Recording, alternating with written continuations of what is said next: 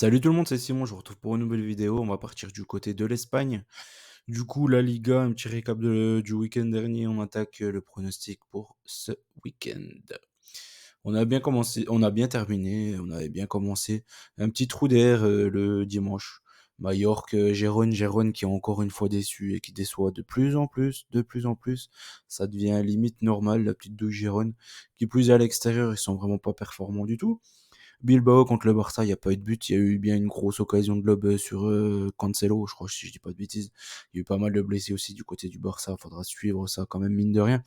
Pedri, il a out un petit moment. De Jong, j'ai pas vu encore c'était quoi le diagnostic. Donc voilà, tout le reste c'était plutôt bien passé.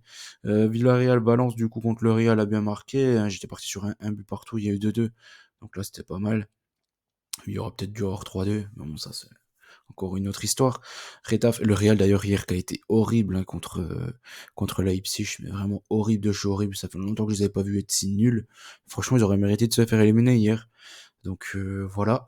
Le Celta Andronopet contre Almeria, c'est passé. Séville au nul contre la Sociedad. Enfin bref, tout est passé. Retafe Las Palmas. Retafe au nul. Bon, on a quand même un peu su. Est-ce qu'il menait 3-1? Il y a eu 3-3. Vallecano, c'est passé plus que tranquillement. Villarreal, Atlético s'est passé assez vite aussi dans le match. Mallorca et puis Bilbao et puis Osasuna, un petit score exact avec l'inévitable Budimir qui a encore marqué. Il enchaîne les buts lui actuellement. Donc voilà, ça ressemblait à ça le week-end dernier, c'était pas mal. Séville avait bien commencé aussi. Hein. Un petit Séville au nul contre la Sociedad, c'était pas mal. Ça, en premier pronostic en début de week-end. Donc la Liga, très très bon.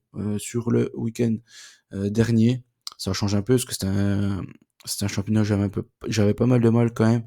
C'est celui-là, puis la Ligue 1, clairement, euh, qui me réussissent le moins depuis le début.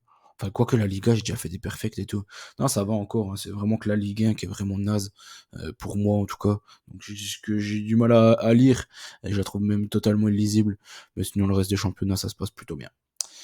On commence pour ce week-end Barcelone, Mallorca, Valence, Retafe, Cadiz, Atlético, Grenade, Sociedad, Gérone, Osasuna. L'Atlético qui se déplacera, qui recevra du coup l'Inter en milieu de semaine prochaine. Le Barça qui lui recevra le Napoli. Il commence le vendredi soir du coup avec la réception de Mallorca, une semaine de pause. Je pense que ça leur aura fait pas mal de bien. C'était quoi? Ouais, c'est ça, c'était le match du dimanche soir, il me semble, contre Bilbao. Donc ça leur, oui, parce que c'est Osasuna le lundi. Donc du coup non, ça leur a dû leur faire pas mal de bien, un petit peu de repos là. Je pense que au final, ils se disent qu'ils ont pas tant de retard que ça par rapport au Real. 8 points, je crois, si je dis pas de bêtises. Donc c'est pas si mal hein, quand on voit l'état du Real actuellement. On voit qu'ils ont peut-être forcé, je pense. On a bien vu qu'ils restaient cuits physiquement, hein, clairement. Ils ont peut-être forcé hein, d'avoir autant de blessés et de jouer tout le temps avec le même effectif. Un peu d'ailleurs comme le Barça qui force un peu sur certains joueurs et c'est pour ça du coup d'ailleurs qu'ils se pètent assez souvent. Donc là contre Mallorca quand même, je ne faut pas déconner, je pense que le Barça, même un petit Barça doit s'en sortir contre Mallorca. Mallorca c'est une équipe assez dangereuse à la maison, mais à l'extérieur ils sont vraiment pas dangereux.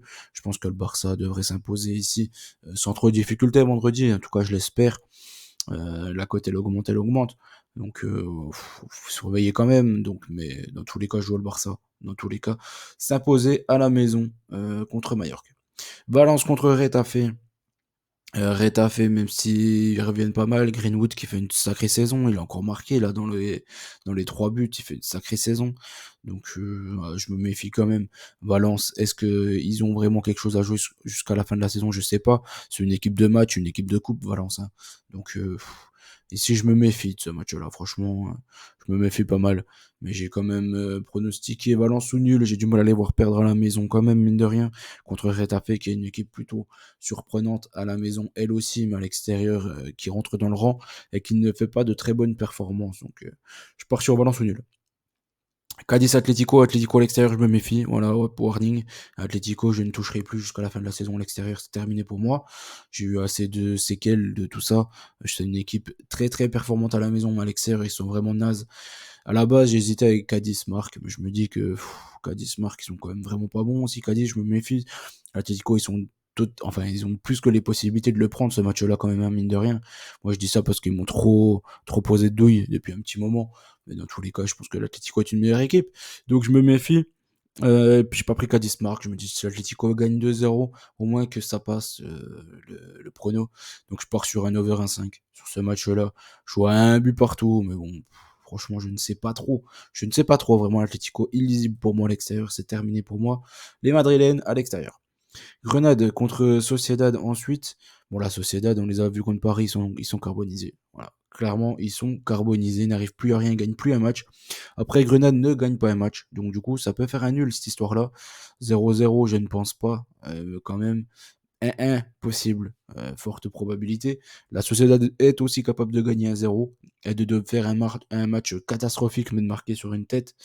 Comme Merino, ce genre de choses. Hein. De toute façon, c'est souvent les mêmes qui reviennent. Donc, encore une fois, là, ici, je me méfie, je prends pas Sociedad. Si je prends Sociedad nul, mais je peux pas prendre Sociedad ou Sociedad Andronobet. Pour moi, la Sociedad, ils sont bouillis. Donc, je prends Sociedad ou nul et over 1,5 sur ce match-là en pronostic. Je pense que c'est pas mal. C'est pas mal. Ça couvre le 1-0 pour la Sociedad, ça couvre le 1-1, ça couvre le 2-1 pour la Sociedad. Ça me va. Gérone contre Osasuna. Là, comme je l'ai dit, Gérone contre-perf sur contre-perf actuellement, mais à la maison, ils ont encore des bonnes stats. Osasuna, eux, qui revient super bien là. Hein. Ils commencent à enchaîner pas mal de victoires. Donc ici, je prends Gérone, avantage Gérone comme ils sont à la maison et qui déçoivent rarement à la maison. Mais je couvre le nul, bien évidemment. Je peux pas prendre Gérone au nul. C'est trop bas. C'est trop côté bas. Donc je prends Gérone en Andronomètre. Ensuite, Alaves, Vallecano qui ne gagne plus un seul match. Las Palmas, Bilbao qui galère aussi toujours à l'extérieur. Le Betis contre Villarreal. Ici, Villarreal, ils sont européens encore. Betis, ils se sont fait éliminer. Donc, ils auront peut-être un peu plus de repos. Almeria contre Séville. Séville, ils ont intérêt de le prendre, celui-ci, je pense, pour se sauver quasiment officiellement, pour finir un peu la saison Moonwalk. Donc, premier, Alaves, Vallecano. Comme je l'ai dit, Vallecano, ils ne gagnent plus un seul match. Alaves, ils sont pas si mal que ça, hein, même s'ils ont perdu du côté de Osasuna. Ils sont pas si mal que ça, je trouve. Le petit Samu, toujours présent. Ici, je prends Alaves ou nul, clairement. Je vois pas trop d'autres issues, je vois un nul entre ces deux équipes. Las Palmas contre Bilbao. Bilbao, je me méfie, comme je vous dis. J'ai peur du 0-0 sur ce match-là. D'ailleurs, j'ai pris 0-0 et j'ai pris Bilbao ou nul. Betis, Villarreal, j'ai pris beaucoup de double chance hein, en Liga. Tout simplement pourquoi? Parce qu'il y a de moins en moins de buts en Liga. Hein. Je me suis fait avoir il y a 2 semaines. Je peux pas me faire avoir tout le temps avec les overs. Parce que malheureusement, ils passent très très rarement pour la Liga. Betis, Villa, c'est complètement l'inverse de la Bundesliga. Je prends pas mal de BTTS. Ici, je prends pas mal de double chance. En fait, ça dépend des championnats. Il faut s'adapter en fonction du nombre de buts dans les matchs. Betis contre Villarreal. Pareil ici, comme je vous ai dit, je pense que Villarreal risque d'être un peu fatigué de son match de Ligue Europa, alors que qui joue d'ailleurs au Vélodrome ce soir. Et le Betis à la maison, ils perdent quasiment pas un match. Donc j'ai repris une nouvelle double chance. Séville, j'ai refait la même chose que Séville d'une cote super élevée. Donc j'ai repris une dernière double chance pour terminer ce championnat espagnol. J'ai pris Séville au nul. Ça le permet. Je pense que ça va faire que chuter, ça clairement, parce que je vois pas trop d'autres issues sur ce match-là. Je pense que c'est un peu une évidence pour moi. N'oubliez pas qu'on gagne, on perd ensemble. Je souhaite bonne chance à tous. Je vous dis à très vite. N'oubliez pas le petit like aussi. Et voilà, likez bien évidemment. Nous rejoignez-moi sur Telegram si vous le voulez. En tout cas, je vous souhaite bonne chance à tous. Allez, ciao tout le monde.